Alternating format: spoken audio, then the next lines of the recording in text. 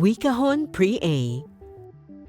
Ang Wikahon Pre-A ay koleksyon ng mga babasahin at mga gawain na inilabas noong 2014. Gumagamit ito ng Marunko approach, isang sistematikong paraan sa pagpapakilala ng mga tunog, pangalan, at itsura ng mga titik.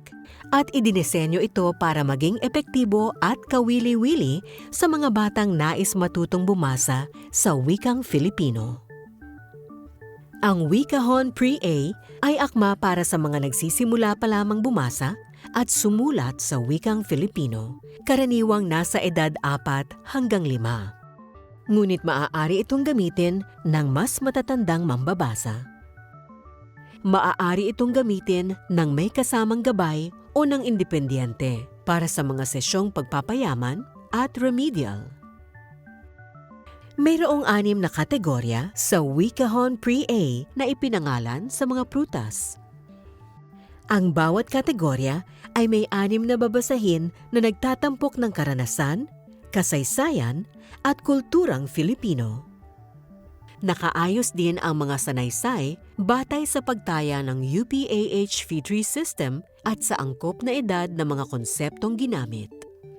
Sinusukat ng sistemang ito ang readability sa pamamagitan ng bilang ng salita, dami ng pantig sa bawat salita, bilang ng natatanging salita, at haba ng mga pangungusap.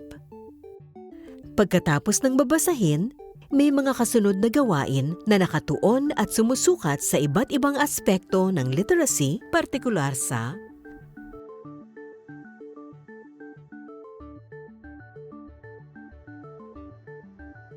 mayroon ding karagdagang component na tumutulong para higit na suportahan ang kasanayan sa panimulang pagbasa at pagsulat.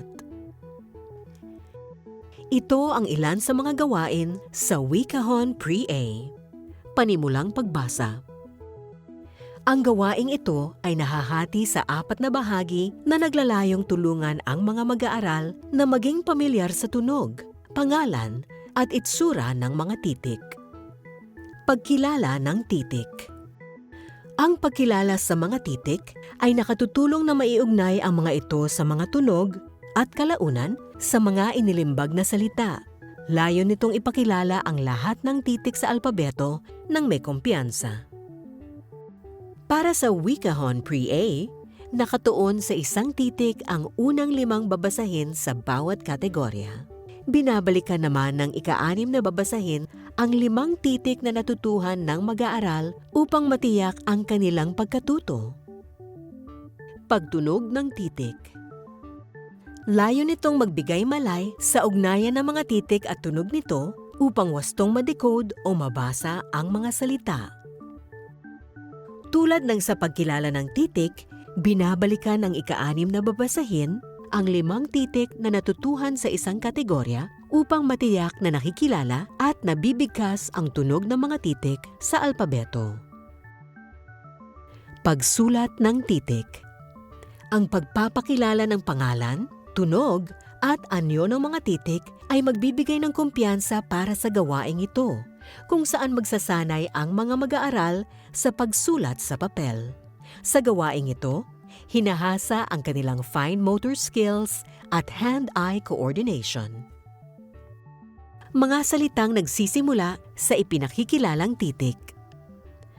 Upang masukat ang kasanayan sa pagdedecode o pagbasa ng mga salita, pinahahanap sa mga mag-aaral ang unang titik ng mga larawang nasa gawain o pinasusulat sa kanila ang nawawalang titik sa mga salita. Nag-iiba ang mga gawain sa bahaging ito upang maipakita ang umuunlad na kasanayan sa phonics tulad na lamang ng mga sumusunod.